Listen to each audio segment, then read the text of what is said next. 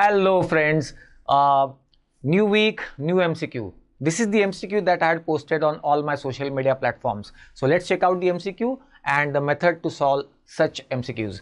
Okay, a patient who is a known case of heart disease is undergoing cardio investigation right now. So ECG is showing this.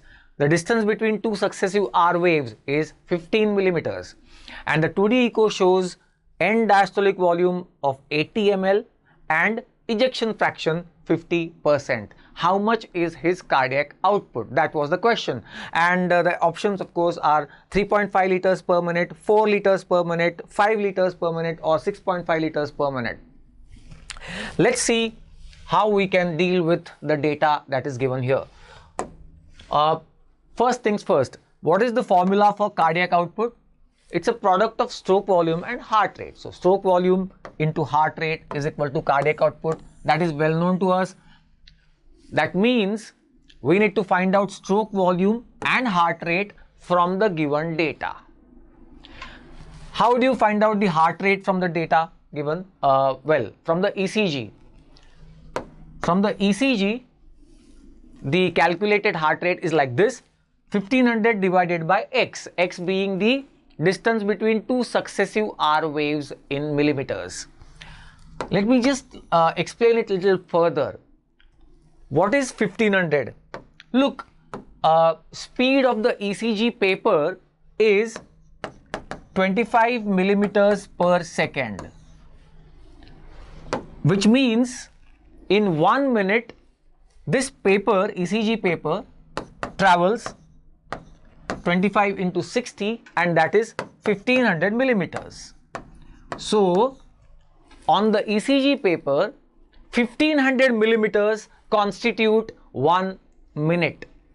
Alright, and then what is x? The distance between two successive R waves. Look, on the ECG we need to find out the heartbeats, and beat after beat is getting recorded. We need to find out the most definitive point on an ECG, which is the R wave, and therefore beat after beat you get this ECG. Distance between two successive R waves will constitute 1 heartbeat.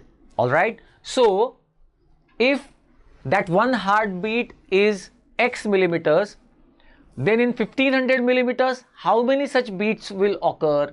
That will be the heart rate per minute. Simple. And therefore 1500 divided by x, or 1500 divided by 15 in this case, and therefore 100 beats per minute is the heart rate from the given data. So heart rate is there. Now the stroke volume. End diastolic volume is given to be 80 ml. So by the end of the diastole 80 ml blood is there, and ejection fraction is 50%, which means from the end diastolic volume 50% blood is ejected out in the next systole. That's what is the ejection fraction. Let's write it here. Ejection fraction is equal to stroke volume upon end diastolic volume into 100. So they have clearly given this that from the 80 ml end diastolic volume 50% is ejected out. That's the ejection fraction. 50% ejected out means from 80 ml 40 ml is ejected out, and that is the stroke volume. Alright, so stroke volume is 40 ml and heart rate 100 beats per minute. Therefore the cardiac output is 4 liters per minute. Simple.